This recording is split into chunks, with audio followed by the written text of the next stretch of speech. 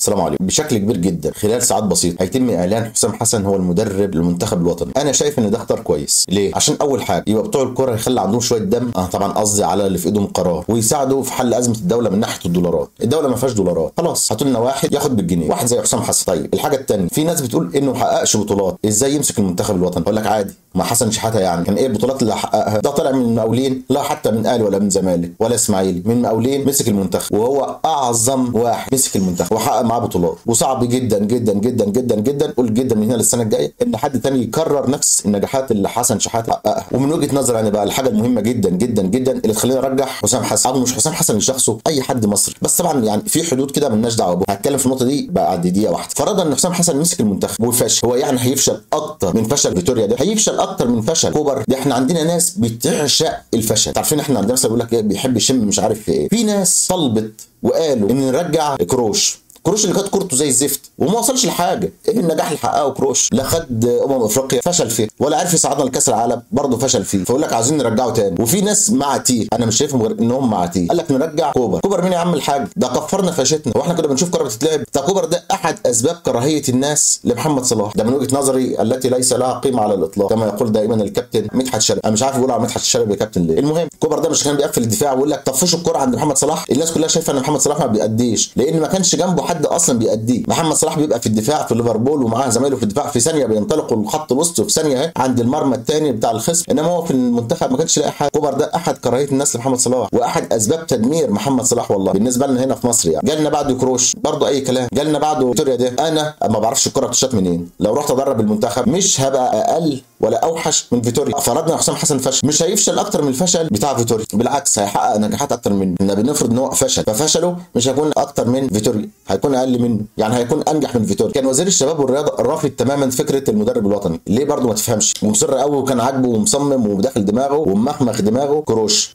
ايه يا عم الحاج؟ ده كروش راجل فاشل بكل المقاييس، راجل فاشل ما نجحش في حاجه. ويقال ان هم اصلا اتكلموا مع كروش انه يرجع تاني، وكروش قال لهم لا مش راجع مع الاتحاد. حتى الراجل الفاشل مش عاوز يكون موجود في المنظومه بتاعتنا دي. هتكلم في نقطه ثانيه اخيره، حته المدرب الوطني. للاسف الشديد لما بييجوا يختاروا مدرب وطني بيجيبوا واحد فاشل عشان يفشل. فجابوا لنا مثلا، كانوا بيجيبوا شوقي غريب ايه يعني؟ مدرب اي كلام، فيمسكوه المنتخب فيفشل، فيودوه فين؟ يجيبوا حسام البدري. حبك قعدوا فتره حسام البدري يمسك منتخب الشباب وشوقي غريب يمسك الكبير، فالاثنين يفشلوا، فيقوم مبدلين حسام البدري يمسك المنتخب الكبير وشوقي غريب يمسك المنتخب الصغير منتخب الشباب. هما الاثنين فاشلين فيبدلوا الامان، يجيبوا حسام البدري كورته زي الزفت وانسان تنك ومدمر للاعيبه. فللاسف الشديد دايما يجيبوا المدربين التعبانين يمسكوهم المنتخب، حاجه سيئه جدا. باذن الله حتى اللي انا متاكد منه ان حسام حسن لو ما نجحش فهو مش هيفشل اكتر من اللي فشلوا قبل كده، وجايز يكون انتقاله كويسه. احنا قعدنا سنين طويله بعد محمود الجوهري سنه 98 يجيبوا لنا واحد اسمه جيرار جيليه، واحد تاني اسمه تارديلي، واحد مش عارف اسمه ايه وايه، قاعدين يجيبوا لنا ناس غريبه وعجيبه، كل شويه يفشلوا